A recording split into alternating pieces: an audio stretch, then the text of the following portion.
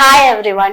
ഇന്ന് നമ്മുടെ ഒപ്പം ഉള്ളത് ജയ് ഗണേഷ് എന്ന മൂവിയുടെ ഡയറക്ടറും എഡിറ്ററും മ്യൂസിക് ഡയറക്ടറുമാണ്. അതെ, വളരെ സന്തോഷത്തോടു കൂടി നമുക്ക് ഈ ഒരു 3 സ്ട്രോങ് പില്ലേഴ്സിനെ, ജയ് ഗണേഷിന്റെ സ്ട്രോങ് ആ ഒരു ബാക്ക് എന്താ പറയാ ഒരു സപ്പോർട്ട് സിസ്റ്റത്തിനെ നമുക്ക് നമ്മുടെ ഈ ഒരു പ്രോഗ്രാമിലേക്ക് സ്വാഗതം. Thank you so much. First of all നമുക്ക് വേണ്ടി ഇത്രയും തിരക്കേറിയ സമയം നമുക്ക് വേണ്ടി മാറ്റി വെച്ചതിന് thank you so much. And how are you? എങ്ങനെ പോകുന്ന വിശേഷങ്ങൾ? ഒരു എന്താ പറയാ വിഷുവൊക്കെയായിട്ട് നമ്മുടെ മൂവിയൊക്കെ ഇറങ്ങാൻ പോവാണ്. എങ്ങനെ ഇരിക്കുന്നു എല്ലാം? അതിപ്പോ ഇതുവരെ ഗുഡ് ആയിരുന്നാണ്. അപ്പൊ എനിക്ക് ഫസ്റ്റ് തന്നെ ഞാൻ ഡയറക്ടറിനോട് തന്നെ ചോദിക്കാം, ഈ മൂവിയുടെ ഡയറക്ഷൻ മാത്രല്ല കഥയും സാറിന് ഞാൻ എഴുതിയിരിക്കുന്നത്. എങ്ങനെയാണ് ഈ ഒരു മൂവിയുടെ സ്റ്റോറി ലൈനിലേക്ക് എത്തിയത്? അത് നമ്മളോട് ഷെയർ ചെയ്യാവോ? നീണ്ട കഥയാണ്. ശരിക്കും പറഞ്ഞു, ഞാൻ ഒരുപാട് നാൾ മുമ്പ് ആലോചിച്ചൊരു കഥയാണ്. അപ്പൊ അന്നൊരു വീൽ ചെയർ ബൗണ്ട് ആയിട്ടുള്ള ക്യാരക്ടർ ആയിരുന്നില്ല. അപ്പൊ എനിക്ക് അത്ര എക്സൈറ്റിംഗ് ആയിട്ട് തോന്നിയില്ല.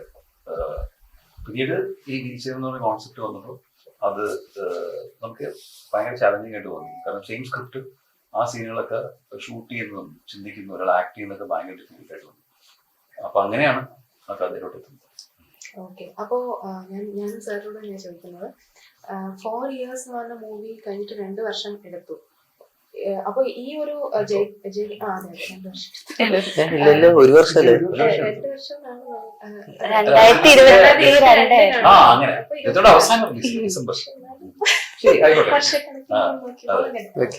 അപ്പം ഈ ഒരു മൂവിയിലേക്ക് സാർ പറഞ്ഞ മുന്നേ ഉള്ള ഒരു മൈൻഡിലുള്ള ഒരു സബ്ജക്റ്റ് ആണ്. പക്ഷെ അത് അത്രയും ഒരു ഇതായിട്ട് തോന്നിയില്ല, ഇമ്പാക്ട്ഫുൾ ആയിട്ട് തോന്നിയില്ല. പക്ഷെ എന്തുകൊണ്ടാണ് ഇപ്പോ അത് എങ്ങനെയാണ് അത് വീണ്ടും സാറിന്റെ മൈൻഡിലേക്ക് വന്നത്? ഓക്കെ, ഇതിന് നമുക്കൊരു വലിയ ഒരു ഇതിലേക്ക് എടുക്കാം, ആളുകളിലേക്ക് എത്തിക്കാൻ സാധിക്കും എന്നുള്ള ഒരു രീതിയിലേക്ക് എങ്ങനെയാണ് ഒരു ഇത് വന്നത്? അത് പറഞ്ഞേ, അപ്പം ഈ സ്ക്രിപ്റ്റിന് ഇത് നല്ലൊരു കമേഴ്ഷ്യൽ സിനിമയാൻ ചാൻസ് ഉണ്ട് തോന്നിയിരുന്നു. പക്ഷെ ഒരു കമേഴ്ഷ്യൽ സിനിമ ചെയ്യാനും നമുക്കൊരു മോട്ടിവേഷനും ഒക്കെ വേണം, എന്നെ സംബന്ധിച്ച്. അപ്പൊ അതായിരുന്നു ലാക്കിംഗ് ആയിരുന്നു. അപ്പൊ അങ്ങനെ ഞാൻ രാവിലെ ജിമ്മിൽ പോകുന്ന വഴിയിലാണ് ഒരു വീൽ ചെയറിലുള്ള ഒരാളെ കാണുന്നത്. അപ്പൊ അയാൾ നമ്മൾ സാധാരണ വീൽ ചെയറിലുള്ള ആളെ പോലെ ഒരാളായിരുന്നു. അയാൾ ഭയങ്കര പ്ലസന്റ് ആയിരുന്നു, ഭയങ്കര ഹാപ്പി ആയിരുന്നു, ഭയങ്കര ഹാൻസം ആയിരുന്നു, ഭയങ്കര സോഷ്യൽ ആയിരുന്നു. അപ്പം പിന്നെ ഞാൻ റെഗുലർലി എല്ലാ ദിവസവും കാണാൻ തുടങ്ങി. ഞാൻ ജിമ്മിൽ പോകുന്ന സമയത്ത് തന്നെയാണ് പുള്ളി കൂടുതൽ ജോലിക്ക് പോകും. അപ്പൊ അതാണ് എന്റെ തുടക്കം.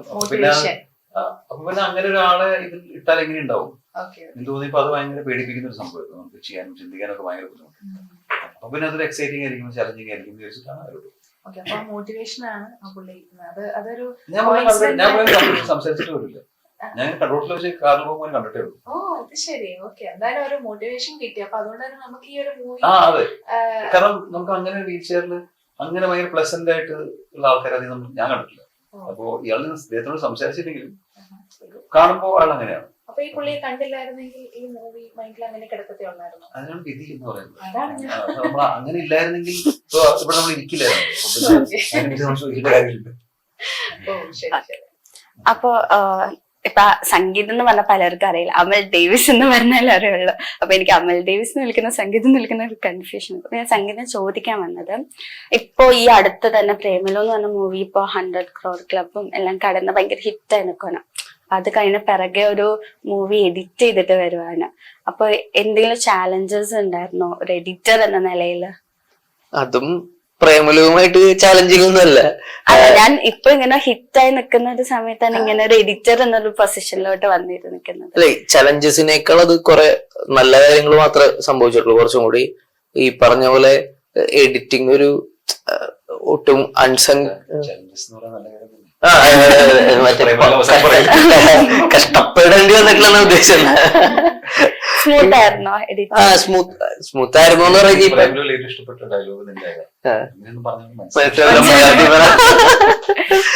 അപ്പൊ ഈ പറഞ്ഞ പോലെ ബുദ്ധിമുട്ടൊന്നും പറയാനുണ്ടായിരുന്നില്ല. പക്ഷെ ഈ പറഞ്ഞ നമ്മൾക്ക് എല്ലാം നമ്മളൊരു കോർഡിനേറ്റ് ചെയ്തൊരു സമയത്തിനൊക്കെയാണ് നമ്മൾ വർക്ക് ചെയ്ത് പോകുന്നത്.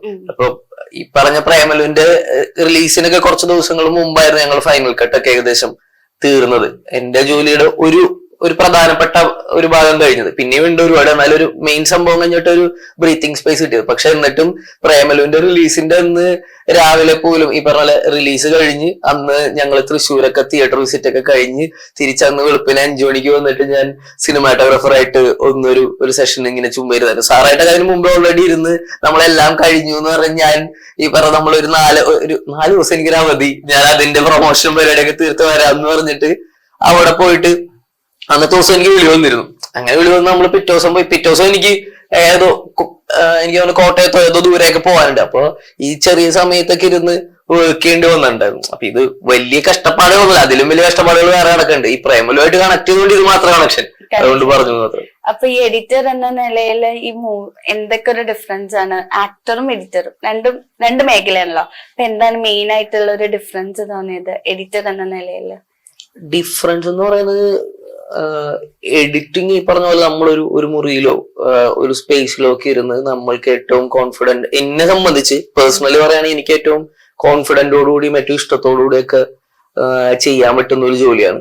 പക്ഷെ പുറത്തേക്ക് ഇറങ്ങുമ്പോൾ എത്ര പേര് അതിനെ റെക്കഗ്നൈസ് ചെയ്യുന്നോന്നും അറിയില്ല.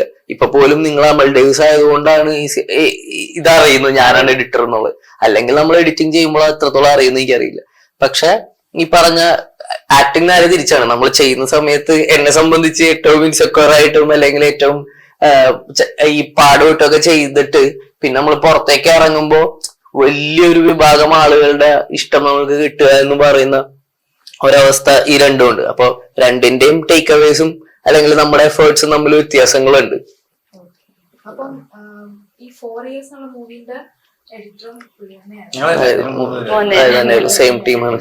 അപ്പം ഈ 4 years അന്നേ പ്രേമലു എന്നുള്ള മൂവിയില് ഉണ്ടായിരുന്നില്ല. ഇല്ല ഇല്ല ഉണ്ടായില്ല. അതെ, ഫ്യൂച്ചറിസ്റ്റിക് ആയിട്ട് ഞാനൊരു അതെ അകത്തോട്ട് കയറി പോകുന്നു, ഫേസ് കാണിക്കുന്നത്. അപ്പം ആ 4 years പുള്ളി ഒരു എഡിറ്റർ മാത്രമായിരുന്നു, ലൈക്ക് വേറെ മൂവീസ് ചെയ്തിട്ടുണ്ട്. എന്നിരുന്നാലും പക്ഷെ ഈ പ്രേമലുവിന്റെ ഒരു ഹ്യൂജ് സക്സസിന് ശേഷം ജയ്ഗണേശിന്റെ എഡിറ്റർ, ഇപ്പം പുള്ളി പ്രേമലുവിന്റെ പ്രൊമോഷൻസിന് പോകുന്ന ടൈമിൽ തന്നെ എഡിറ്റിംഗ് ചെയ്തു എന്നൊക്കെ പറയുന്നുണ്ടായിരുന്നു. അപ്പൊ ഉറപ്പുളച്ചൊക്കെ അപ്പൊ അതിൽ നിന്ന് ആ 4 years ഒരു എഡിറ്റർ മാത്രമായിട്ട് ഇപ്പൊ ഒരു ആക്ടറും കൂടി ആവുമ്പോൾ ഇതിന്റെ ഇടയിലുള്ള പുള്ളിന്റെ ഒരു ഡിഫറൻസ് ഉണ്ടല്ലോ. അത് ആക്ടറാക്കാൻ തീരുമാനിച്ചിട്ടില്ല പുള്ളി. ഇതിലല്ലോ ഞാൻ ശരി ഇവനെ ആദ്യം കാണുന്നത് ഇവൻ സണ്ണി എന്നുള്ള സിനിമ ഷൂട്ട് ചെയ്യുമ്പോൾ അതിന്റെ സ്പോട്ട് എഡിറ്റർ ആയിരുന്നു. അപ്പൊ ഇവന്റെ എനിക്ക് ഏറ്റവും താല്പര്യം തോന്നിയത്, ഒന്നാമത് ഞാൻ സ്പോട്ട് എഡിറ്റിംഗ് ഒരിക്കലും നോക്കില്ല. ഞാൻ എല്ലാം ഓക്കെ അല്ലേ, ഓക്കെ ഞാൻ പിന്നെ എഡിറ്റിംഗിൽ ഇരുന്നോളാം എന്ന് പറയുന്ന ഒരാളാണ്. എനിക്ക് ഇഷ്ടമല്ല സ്പോട്ട് എഡിറ്റിംഗ്. അപ്പൊ ഇവന്റെ കൂടെയാണ് ആദ്യമായിട്ട് എനിക്ക് തോന്നിയത് ഇത് അടിപൊളി മ്യൂസിക് സെൻസ് ആണ്. അപ്പൊ ഇവനൊരു സീൻ എഡിറ്റ് ചെയ്ത് വരുമ്പോൾ സ്പോട്ട് ചെയ്യുമ്പോൾ തന്നെ റെഫറൻസ് മ്യൂസിക് ഇസ് ഗുഡ്. അപ്പൊ അത് തന്നെ നമുക്ക് റെഫറൻസ് മ്യൂസിക് കൊടുക്കാം. അപ്പൊ മ്യൂസിക് സെൻസ് ആണ് എനിക്ക് ഇഷ്ടപ്പെട്ടത്. പിന്നെ അപ്പോൾ ഹൃദയത്തിൽ അഭിനയിച്ചിട്ടുണ്ട്. പ്രണവ് മോഹൻലാലിന്റെ വില്ലനായിട്ട് കിട്ടിയിരുന്നു. കണ്ടിട്ടില്ല. ഹൃദയം ഇറങ്ങിയിട്ടില്ല. അങ്ങനെ വിവരമുള്ളപ്പോഴാണ് അത് ചെയ്തത്. അപ്പൊ ഞാൻ ആ സമയത്ത് ഇവരെ കാണുമ്പോൾ എനിക്ക് ഇർഫാൻ ഖാന്റെ ചായ ഇങ്ങനെ തോന്നുന്നു, തോന്നാറുണ്ട്. ഞാൻ ഇർഫാൻ എന്നൊക്കെ വിളിക്കാറുണ്ട് തമാശദാസിനെ. അപ്പം 4 years ഇവന് എഡിറ്റർ ആക്കാനുള്ള മെയിൻ കാരണം ഇവന് മ്യൂസിക് സെൻസ്. അതുപോലെ മ്യൂസിക്കലായിട്ടുള്ള ഫിലിമാണ് ഈ ഫിലിം എന്ന് പറഞ്ഞാൽ. ഇത് പ്രേമലുവിന്റെ ഷൂട്ടൊക്കെ കഴിഞ്ഞിട്ടാണ് ഞാൻ ഈ സ്ക്രിപ്റ്റ് വെറുതെ വായിക്കാൻ കൊടുത്തത്. വേറെ എഡിറ്ററൊക്കെ ആലോചിച്ച് നോക്കിയാണ്. അപ്പൊ പിന്നെ അത് പലതും വർക്കൗട്ട് ആവുന്ന സമയത്ത് പുള്ളി സ്ക്രിപ്റ്റ് വായിച്ച് ഭയങ്കര കുറെ നല്ല സജഷൻസ് വന്നു. അപ്പോഴാണ് എനിക്ക് ഇവന് കല്യാണം ആ സമയത്ത്. ഞാൻ പറഞ്ഞു കല്യാണമൊക്കെ ഇല്ല, എനിക്ക് ഒരു ദിവസം മതി, വിഷയമേ ഇല്ല, ഉണ്ടാവും. നവംബർ 11, 25 മാത്രം എനിക്ക് അവധി